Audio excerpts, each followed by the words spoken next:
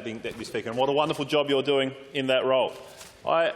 rise briefly, Mr Acting Deputy Speaker, to speak on this bill that rightly seeks to provide specific new penalties for aggravated farm trespass offences in order to better protect this state's economically valuable primary industries that in 2017-18 supported 152,000 jobs and contributed $19.7 billion to this wonderful state's economy. This bill, that is, Mr Acting Deputy Speaker, comes as a result of a recent surge in anti-farm activism, and while such activity has primarily occurred interstate, the creation of this amendment bill is a commendable proactive measure so that farmers in this state are not exposed to the results of such offences, which have interstate included, Mr Acting Deputy Speaker, trespass, theft, property destruction and vandalism on family farms, feedlots, abattoirs,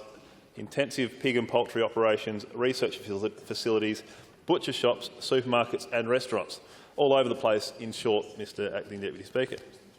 The particular concern being addressed by this bill is the fact that such unauthorised access to farms and primary production operations poses significant biosecurity threats to industry and this country's ability to trade. Yes, it is already unlawful to mistreat animals, steal and trespass on places of residence and in non-residential buildings,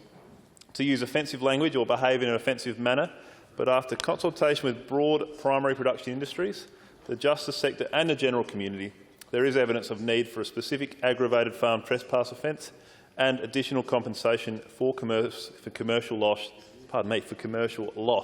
and damage experienced through aggravated trespass. The new laws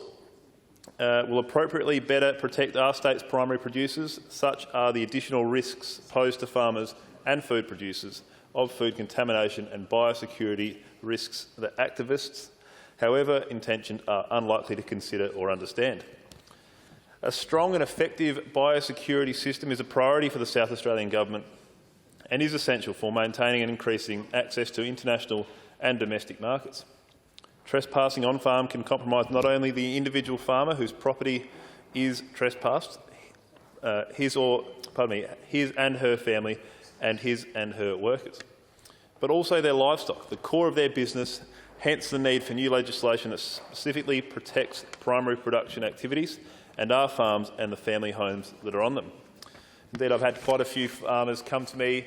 quite a few on the peninsula that do keep stock, Mr Acting Deputy Speaker, and come to me as these spate of activism intrusions across the border and in other jurisdictions were happening. Quite a few came to me expressing concern that it might creep and find its way over here, and they would be subjected to the same unauthorised access that the farmers interstate are happening. So I'm sure that this will be welcome news for people in my electorate who are worried about exposure to biosecurity threats and just to the invasion of their own land, property and homes.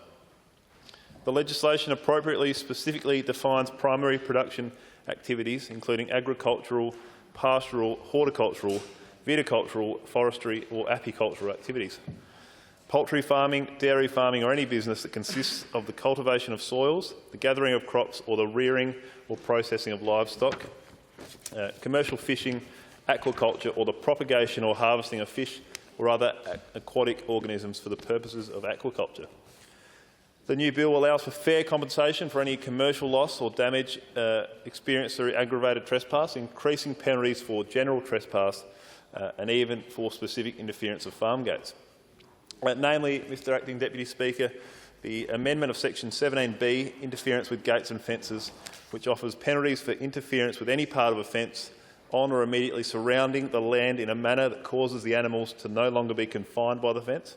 or gives rise to a risk that the animals will no longer be confined by the fence.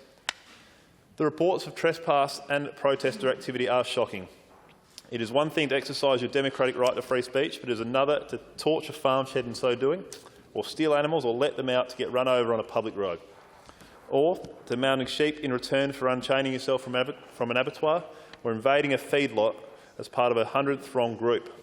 have been examples of ripping down fences or cutting water supply to livestock, or severing hydraulic brake lines on vehicles transporting animals. Just incredibly stupid behaviour, Mr Acting Deputy Speaker. There's also been reports of contaminating packaged meat products in supermarkets or contaminating food supplies for live export animals and spiking trees to prevent forestry operations. The Farm Trespass Bill before us offers tougher laws against such activity and, unfortunately, have proven to be necessary. It is hoped that such illegal activism will be effectively deterred as a result and will encourage well-meaning people with legitimate concerns about animal cruelty to report this activity to the appropriate authorities rather than take the law into their own hands. I just want to touch ever so briefly on the increased penalties that come along with these amendments, Mr Acting Deputy Speaker. The creation of the aggravated farm trespass offence to penalise a person who has entered unlawfully or is unlawfully on a primary production site and gives risk to disease, risk to primary industry, or causes damage to an operation carries a maximum penalty of $10. There is compensation for any commercial loss, as I mentioned earlier, or damage experienced through aggravated trespass. There is an increase in the penalties for the summary offences of general trespass from $2,500 or 6 months in prison up to $5,000 or up to 6 months in prison, so a doubling of the monetary fine there, Mr Acting Deputy Speaker. And there is an increase in the penalties for summary offences of interference of farm gates from $750 to $1,500.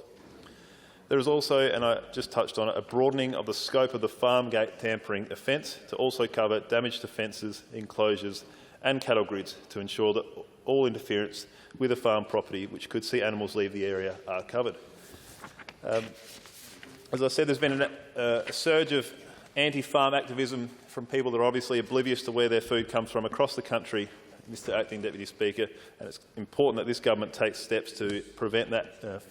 filtering through to South Australia. So it's wonderful to see our government acting, and as I said, there's been quite a bit of correspondence that I've received through my office as those activities were occurring interstate from local constituents who are concerned that they might find themselves with unwanted visitors on their property, damaging their livestock, damaging their fences, opening gates, or even, as I read out earlier, cutting brake lines on their trucks or cutting off water supply to their stock. These are the livelihoods of the farmers, Mr Speaker, and any attempt to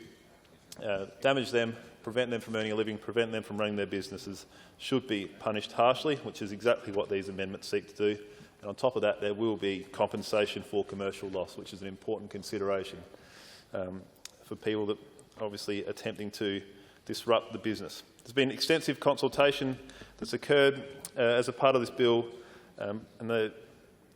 long list of people, including the Chicken Growers Council, the Lot Feeders Association, the Meat Industry Council, Commercial Egg Farmers, and Livestock SA, National Farmers Federation, and the National Kangaroo Association, Pork SA, Primary Producers, and SA Dairy Farmers, as well as a few others I haven't listed, Mr Acting Deputy Speaker, but it's wonderful to see this bill being introduced. It's good. It's an important bill that will prevent activities that have been happening interstate from occurring here, and hopefully we've got on the front foot before it could have formed too much of a stranglehold in our industry and prevented it from happening at all. So the message must be sent, Mr Acting Deputy Speaker, that if you break the law and put our farmers and supply chains at risk, you will be penalised. Our primary producers are critical to the state's economy, and this legislation provides better protection to the industry and for our hard-working farmers within it. Without too much more, Mr Acting Deputy Speaker, I'll commend the bill to House and look forward to its speedy passage through both places. I call the member for Ghana.